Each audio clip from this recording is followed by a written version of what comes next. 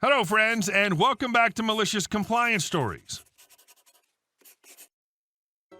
I love these morons that think they can call the police for crap like this. What a jerk. There really should be stronger consequences for misusing the 911 system.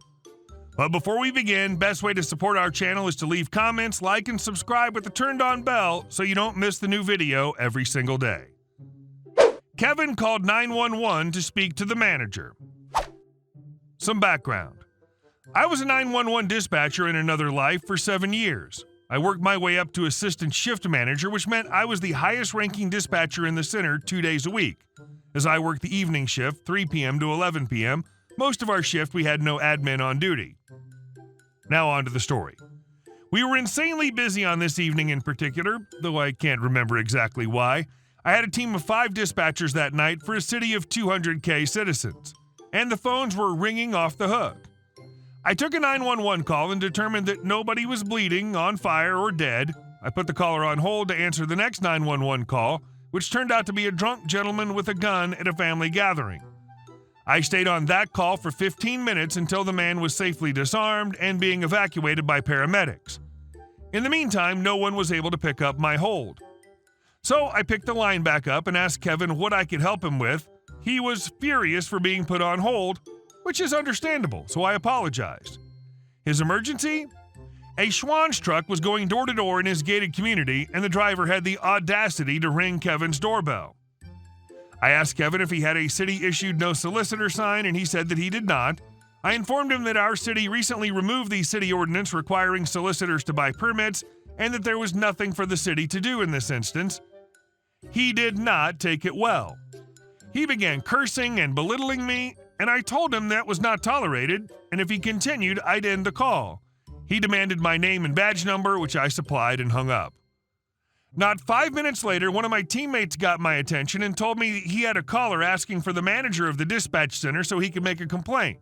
I was like, okay, no problem, right? I picked up the line and said, "This is Senior Dispatcher, my name. I'm the manager for this shift. How can I help you?" Guess who it was? Yep. Kevin cursed a few more times and then hung up. Never heard from him again. And our second story. Insane request for housing. Through my volunteer work, I know a lot of social workers, hospice care workers, child service workers, etc. You get the gist. Through a third-party friend, I was asked if I know of any openings or anyone this friend of a friend, Stephanie, can contact to get herself and her children emergency housing. The information I'm initially given is that it's a dangerous situation for the kids. The father stole their rent money several months in a row, and they're about to be evicted. The kids have some serious AF health issues and cannot be around certain environments, or they'll have flare-ups that could be life-threatening. I send out some feelers and ask for Stephanie's contact information to forward so they can connect on her own. I don't get Stephanie's information, but I do get some incredibly rare spot housing information that basically needs a "yes, I'll take it, I'm on my way" kind of reaction in order to be accepted. I was given to understand that Stephanie is a pick up and leave kind of situation, so this is a possible solution for a really horrible situation. Or so I thought. Stephanie would like to view this free emergency housing before committing. Fair, she's got kids and has had bad experiences in community housing. I tell her friend, as I still don't have her contact information, to tell Stephanie to call X number to view the property, but she has to get there today. She has access to a drive via intermediary friend. In the interim, I've also heard back from a childcare provider in the same area, so Stephanie should call X number for free childcare that I set up. And also, here's a number for the staffing agency that has employment for her so she can get on her feet ASAP. I hear back a bit later that Stephanie did not call these numbers. Oh well, not really my problem or concern. Perhaps she found another solution, because obviously she's working on solving her own problems, right? Right, except no. Intermediary friend contacts me again to say that Stephanie is reaching out for help again. I say my resources are dried up, there's forest fires everywhere, refugees, and an apartment fire in our area, so that one apartment I hooked her up with that she ignored was the one opportunity, and I'm not wasting my time on someone who can't be bothered to make a phone call and accept a free apartment, a job, daycare, and food. Now, here's the impossible part. Upon our mutual friend relaying that I am not in a position to help her again, she rages and basically relays the following to him. As it turns out, what was supposed to happen upon hearing this sob story was that I was supposed to be so overcome with emotion about her poor kids that my husband and I would take them in for an undetermined length of time, nurse one child through their upcoming major surgery, and pay Stephanie a monthly stipend for the privilege to do so.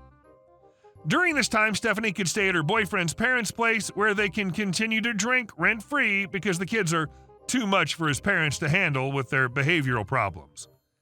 Yeah, I'll take a pass, but, how about I call my friends at CAS for you, Steph? I kind of followed this, but did Stephanie actually think you were going to give her money because you're watching her kids?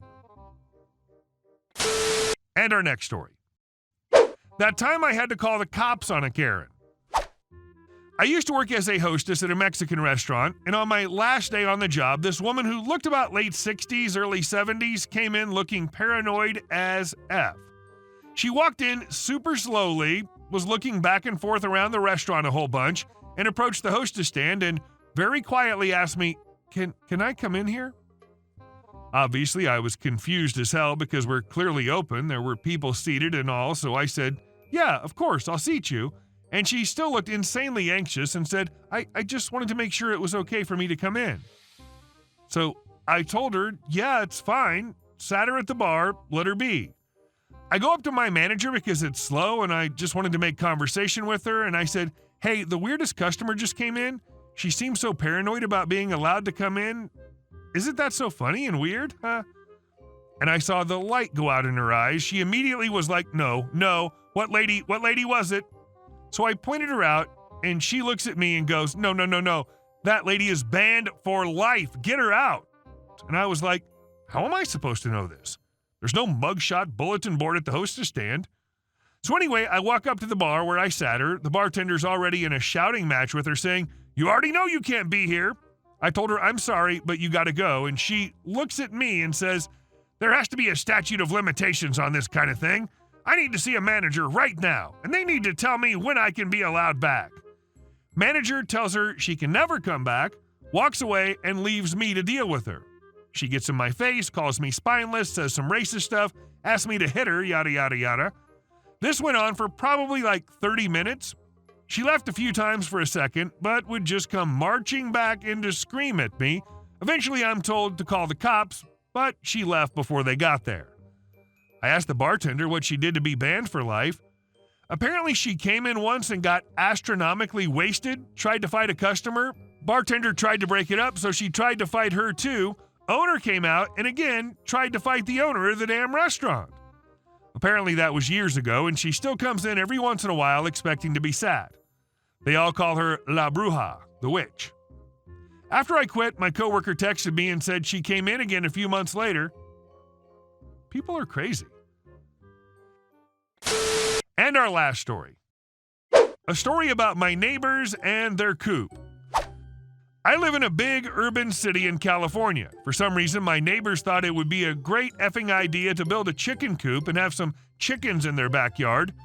These chickens are the noisiest creatures I've ever heard. They only have chickens, not roosters, but they squawk loudly all day, and as all the houses are literally right next to each other, again, big urban city, it's basically like having a farm in my backyard from 6 a.m. to 10 p.m. every day. It literally makes it impossible to sleep in my house when the chickens are awake, and all the other neighbors on our block hate them as well. I'm also open to less legal ways of removing the chickens. Chicken pot pie, anyone? But I figured I might as well start above board. We did contact the city, who came and determined that they were up to code, but the neighbors assumed it was us. My parents had been pretty vocal in the neighborhood about not liking the chickens, and they decided to retaliate. First, they claimed that a structure on my parents' property was illegal, and my parents had to deal with a city investigation, which turned up nothing because it was not illegal. Next, they claimed that our little patch of sidewalk front yard, which is right next to theirs, was actually infringing on their property and demanded a property survey. We actually discovered that their front garden was partially on our land, so that was nice. My mother emailed the neighbors, letting them know they were going to put up a little line of stones just to keep the garden property line clear so they could plant their side. And the neighbors went back crap crazy. started sending long, rambling emails to my parents, started calling and hanging up, started throwing trash on our side of the garden, and they eventually left several dead rodents still in traps on our front porch. After that, my parents got a security camera. Things quieted down for a while, and we soon found out it was because the neighbors were trying to sell the house.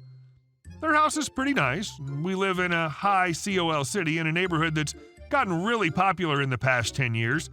Basically, if all went well, the neighbors would be making $2 or $3 million from the sale. They hosted several open houses, and this is where my dad decided to get petty.